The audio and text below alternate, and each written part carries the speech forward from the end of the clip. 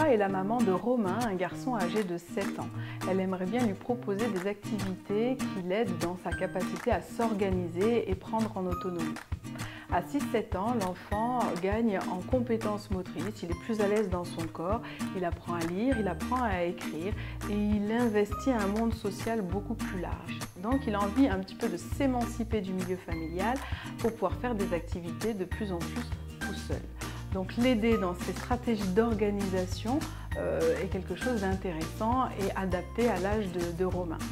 Comment vous allez faire? Il est parfois difficile d'accompagner un enfant ou même un adulte. On a souvent tendance à vouloir plaquer nos stratégies d'organisation à la personne que l'on a en face de nous. Donc avant de dire à Romain comment il doit faire, amenez-le lui à parler de l'organisation qu'il va devoir mettre en place pour résoudre un problème, faire une activité, et au fur et à mesure qu'il vous explique ce qu'il pense devoir mettre en place, vous allez peut-être indicer un petit peu ou lui dire bah oui, essaye et vous allez voir si ça fonctionne ou si ça fonctionne pas.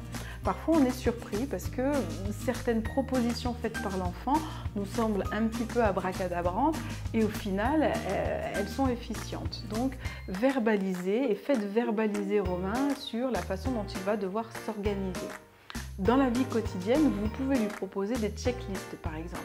Il part en voyage ou en week-end chez papy-mamie, sur la checklist, il aura comment organiser ma valise, à quoi je dois penser, et au fur et à mesure, il va cocher les différents éléments qu'il aura préparés. S'il utilise par exemple une recette de cuisine, choisissez des recettes de cuisine qui lui permettent de s'organiser et de gagner en autonomie. Vous pouvez avoir des recettes de cuisine que vous pouvez créer en fonction de vos envies et de votre temps ou trouver après sur internet, et vous aurez des recettes avec les ustensiles à préparer, les ingrédients à préparer et les étapes à réaliser pour faire la recette. Au début, vous le faites avec votre enfant pour lui expliquer un petit peu les nuances et les subtilités auxquelles il devra être confronté, et progressivement, à force de répéter la recette, il pourra gagner en autonomie et il sera suffisamment organisé. Petite astuce, avec les jeux que vous lui proposez, il peut aussi s'organiser. Par exemple, dans le jeu des du totem, votre enfant va devoir organiser un certain nombre de pièces, les mettre dans un sens et dans un autre et les discriminer par rapport à d'autres pièces.